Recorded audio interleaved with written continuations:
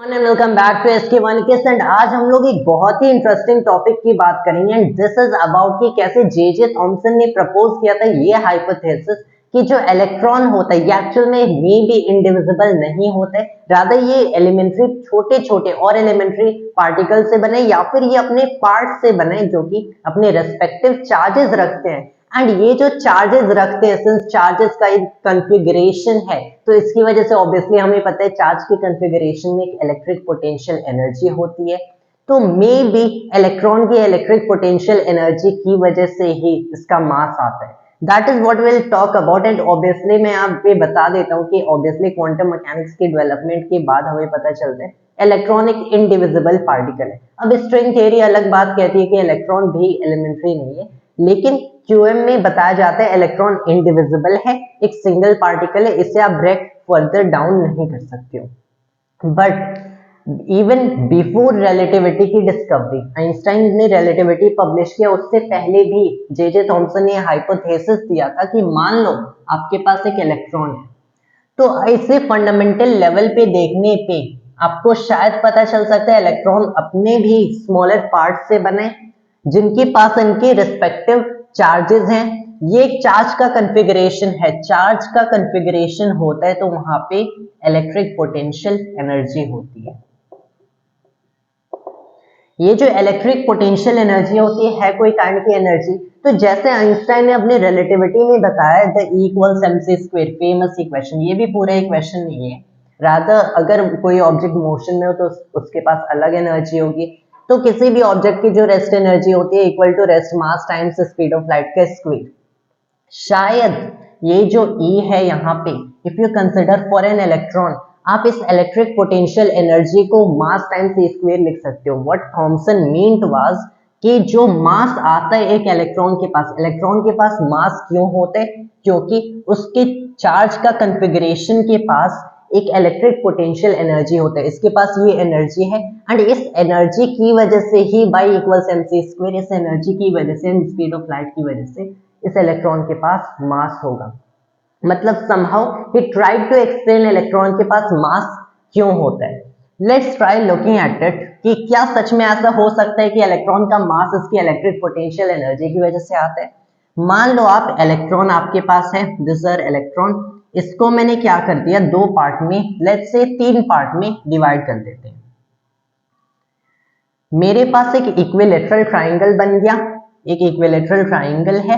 This is something रफली the idea Thompson used कि इस पार्ट के पास एक माइनस E/3, इस पार्ट के पास माइनस E/3, इस पार्ट के पास माइनस E/3 चार्ज होगा। इलेक्ट्रॉन के पास माइनस ही चार्ज होता है। मैंने इलेक्ट्रॉन को बेसिकली एक फंडामेंटल लेवल पे देखने की कोशिश किया। So according to Thomson's idea एक पार्ट के पास माइनस E/3 होगा, दूसरे के पास माइनस E/3, तीसरे के पास, थ्री आइडेंटिकल पार्ट्स कंबाइन होके इलेक्ट्रॉन बना रहे हैं। इनका जो डिस्टेंस होगा this will be equal to the radius of electron. ठीक है, इक्विलेटरल ट्राइंगल है।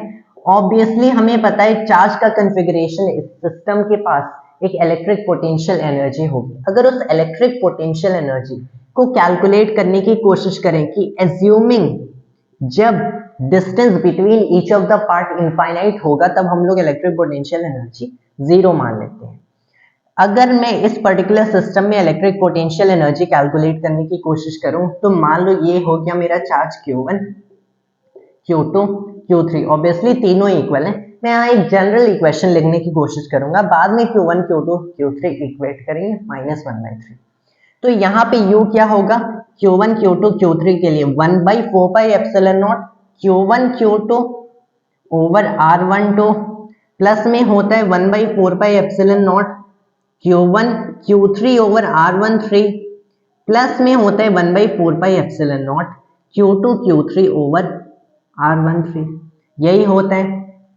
हमें इसी चीज को इलेक्ट्रॉन के पार्ट्स के लिए लिखना है। मतलब अगर आप यहाँ पे देखते हो Q1 को भी -E/3, Q2 को भी -E/3, मैं क्या कर सकता हूँ इसे 1/4πε0 मतलब 9 टाइम्स 10⁻⁹ कॉमन लेता हूँ। ये हो गया Q1 Q2 क्या होगा -E²/9, तो ये हो गया -E²/9 बाई में रेडियस ऑफ इलेक्ट्रॉन। अगर इसकी क्लासिकल वैल्यू देखें इट इज 2.82 इंटू 10⁻⁻, ये हो गया 15 ठीक है।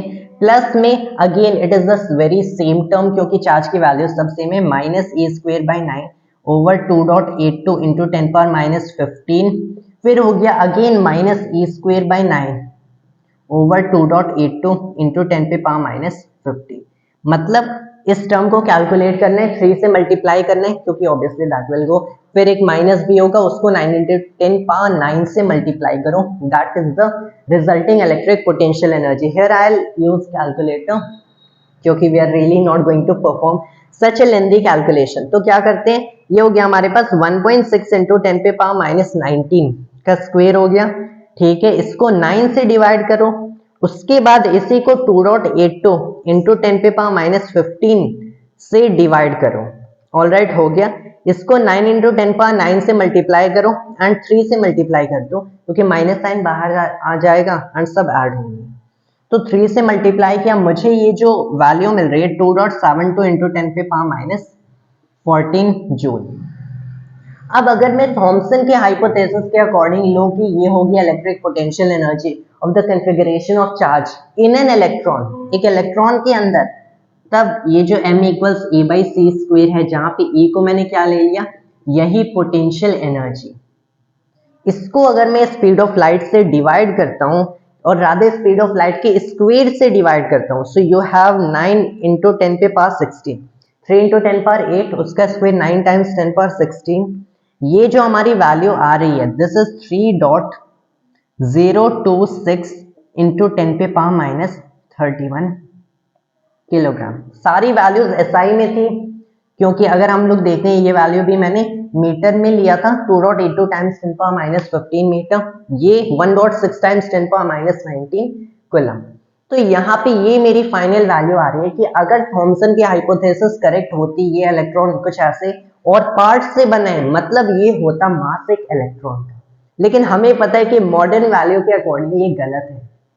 जो एक्चुअल मास होता है एक इलेक्ट्रॉन का, दिस इज 9 टाइम्स 10 पे पावर माइनस 31 होता है। एंड इनफैक्ट और एक्यूरेटली जाए so let's make it a little bit more accurate, 9.11 times 10 पे पावर माइनस 31 किलोग्राम। तो क्या ये थॉमसन की हाइपोथेसिस गलत थी? मे भी गलत थी। और क्या होगा अगर हम लोग ने पार्ट्स को और इंक्रीज कर दिया? So should we try that as well. क्या करते हैं कि यहाँ पे मैंने लिया एक इक्विलैटरल ट्रायंगल का सिस्टम था। अगर मैंने ऐसे कर दिया कि यहाँ पे एक चार्ज है, यहाँ पे एक चार्ज है, यहाँ पे एक चार्ज है, यहाँ पे एक चार्ज है, एंड ये जो स्क्वायर बन रहा है, क्योंकि हमें इस पूरे सिस्टम को सिमेट्रिकल रखना है। अब असिमेट्रिकल क्यों रखना है, इसका कोई स्पेसिफिक सा रीजन नहीं है, but most of the time physics में सिमेट्रीज मैटर करती है and it feels very, in fact it feels very reasonable कि इलेक्ट्रॉन अगर पार्ट्स से बना होता तो वो सिमेट्रिकल पार्ट्स ही होते। तो इसलिए स्क्वायर में चूज कर रहा हूँ। ये हो गया minus A by four minus A by four minus A by four minus A by four, total charge minus E होगा। 4 पार्ट्स में बना है तो ईच पार्ट के पास माइनस ई बाई फोर होगा, 3 से बना है तो माइनस ई बाई थ्री होगा। अब यहाँ पे इसे हम क्या रखते हैं, इस चीज को अगेन रेडियस ऑफ इलेक्ट्रॉन कर देते हैं। सो लेट्स सी क्या नंबर ऑफ पार्ट्स को अगर चेंज करते हैं जिससे इलेक्ट्रॉन बनाए तो क्या हमें एक डिफरेंट वैल्यू मिलेगी एंड डज एक क्लोजर वैल्यू मिलेगी to the actual mass of electrons. So let's try this thing once as well. मैं एक जनरल इक्वेशन लिखूंगा चार चार्जेस के लिए, Q1, Q2, Q3, Q4। तो ये हो गया 1/4 पाई एप्सिलॉन नॉट। यहाँ पे कर लेते हैं Q1 Q2 over R12 plus 1/4 पाई, इसे मैं कॉमन ले लेता हूँ, ठीक है। प्लस में हो गया Q1 Q3 over R13 plus Q2 Q3 over R23। अब फोर्थ पार्ट के लिए लिख लेते हैं plus Q1 Q4 over R14 plus Q2 Q4 over R24 plus Q3 Q4 over R34। तो एक इतना लेंदी सा इक्वेशन हमें मिल रहा है 4 पार्ट सिस्टम के लिए, इसका पोटेंशियल एनर्जी। अब यहाँ पे अगर डिस्टेंसेस को देखें तो यहाँ पे मैंने फर्स्ट चार्ज लिया, second, this is first second third fourth, ठीक है, RE RE RE RE, ठीक है। तो यहाँ पे मैंने क्या कर दिया, 1/4 पाई एप्सिलॉन नॉट है Q1 Q2 over R12, Q1 Q2 over में R12 जो कि क्लियरली RE है, तो इसे मैंने लिख दिया minus E square by 16 over में आर ई के इक्वल है, ठीक है। अब ये माइनस में हो जाएगा, अगर मैं यहाँ पे देखता हूँ, इनफैक्ट यहाँ पे अगर हम लोग देखते हैं मल्टीप्लाई होके ना इनकी वैल्यूज पॉजिटिव होगी, स्टिल हमारा आंसर चेंज नहीं हो रहा है, बस यहाँ पे वैल्यूज पॉजिटिव होंगी, so we should keep check of that, क्योंकि minus E over 4 and minus E by 4 multiply होगी तो वैल्यूज पॉजिटिव होंगी। Plus again E square by 16 Q1 Q3, अब 1 और 3 में उतना ही डिस्टेंस है तो आर ई ये भी हो गया। प्लस में again you will have E square by 16 over में, अब आर 1 4 का डिस्टेंस चेंज हो जाता है, ये आर ई है, ये आर ई है, तो इफ यू सी ये बेसिकली हाइपोटेनियस होगा of an equal of a right angle triangle, तो इसे मैं √2 टाइम्स आर ई लिख सकता हूँ, so this is R E √2।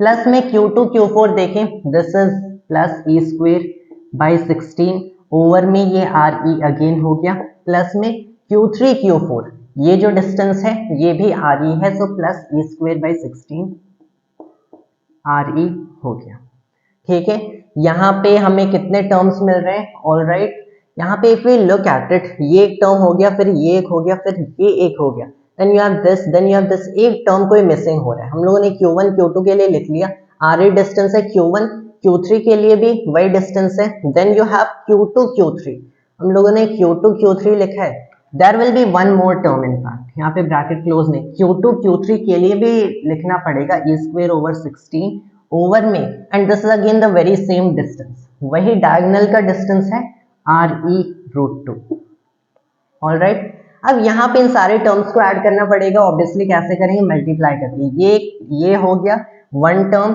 फिर वही सेकंड टर्म हो गया, ये टर्म 3 4, ये टर्म 4 बार आ रहे हैं, मतलब इसे कर हम लोग कर देंगे 4e स्क्वेयर ओवर 16 ओवर में आर ई, मतलब अगर मैं इसे यहाँ पे लिखता हूँ, it really gets to tedious to write here and there, but still physics की क्यूरियोसिटी के लिए, so we will go through it. तो ये हो गया 4e स्क्वेयर ओवर 16, मतलब e स्क्वेयर ओवर 4 इसे मैं लिख रहा हूँ, e स्क्वेयर ओवर 4 ओवर में आर ई, प्लस में ये टर्म दो बार आ रहे हैं तो 2e स्क्वेयर ओवर 16, ये हो गया e स्क्वेयर ओवर में 8 हो गया ओवर आर ई √2, ठीक है, यही आ रहे हैं। अब इसमें क्या करेंगे, इससे कैलकुलेट कर लेते हैं, यहाँ पे this is the last tedious thing we are going to do, बाद में बस सी स्क्वेयर से डिवाइड करना है, तो यहाँ पे इसे कैलकुलेट कर लेते हैं। इसमें मैं बेसिकली क्या करता हूँ, let's just calculate it one by one, तो ये हो गया 1.6 और इस स्क्वेयर को भी मैं बाहर ही ले लेता हूँ, it will be really easy, ठीक है। ये हो गया 1/4 R E plus 1/8 √2 R E, ठीक है। यहाँ पे हम लोग फाइनल आंसर लिखेंगे, इसको मैं कैलकुलेट कर लेता हूँ, 1 डिवाइडेड बाई में 4 इंटू 2.82 इंटू 10⁻15, ठीक है, ये वैल्यू हो गई, इसको ऐड किया विथ 1 डिवाइडेड बाई में 8 √2 इंटू में, ये हमारी वैल्यू हो गई 2.82 इंटू 10⁻15, ऑल राइट, तो इसको ऐड करके ये आंसर भी मिल गया। इसको मल्टीप्लाई करते हैं विथ 1.6 इंटू 10⁻19 का स्क्वेयर, एंड उसको मल्टीप्लाई करेंगे 9 इंटू 10⁻9 से, तो यहाँ पे अगर हम लोग देखते हैं, this is something we are getting 2.042 into 10⁻14 joules, ये हमें रिजल्ट मिल रहा है। अब यहाँ पे the last thing that we have to do, अब मास ऑफ इलेक्ट्रॉन कैलकुलेट करेंगे, यहाँ हम लोग 4 पार्ट में एज्यूम करके तब इस रिजल्ट को डिवाइड कर दो 9 इंटू 10⁻16 से, एंड यहाँ पे हमें जो रिजल्ट मिल रहा है that is something like 2.27 into 10⁻31 kilogram, and यहाँ पे अगर हम लोग देखते हैं, this is still way of कि ये 9.11 इंटू 10⁻31 किलोग्राम, जो कि ओरिजिनली एक्सेप्टेड वैल्यू है, and there we had calculated 3.026 into 10⁻31 kilogram, and ये वैल्यू अब और भी कम हो जाती है, तो somehow we are able to say कि इस हाइपोथेसिस के अकॉर्डिंग हमें वो desired value of the mass of electron नहीं मिल रहा है, तो इसमें हम लोग को एक्चुअल में कमेंट करना पड़ेगा दैट इनफैक्ट अगर यहाँ पे थॉमसन के हाइपोथेसिस को चेक करते हैं, so it was in fact wrong. Modern quantum mechanics में भी देखें, इनफैक्ट हम लोगों ने क्लासिकल अप्रोच ही यूज की in all this calculation, classical approach से कहीं क्वांटम मैकेनिक्स का यूज नहीं किया, कहीं relativity, except this part equals mc square, उसमें भी स्पीड के रिलेटिविस्टिक इफेक्ट को हम लोगों ने इग्नोर किया है।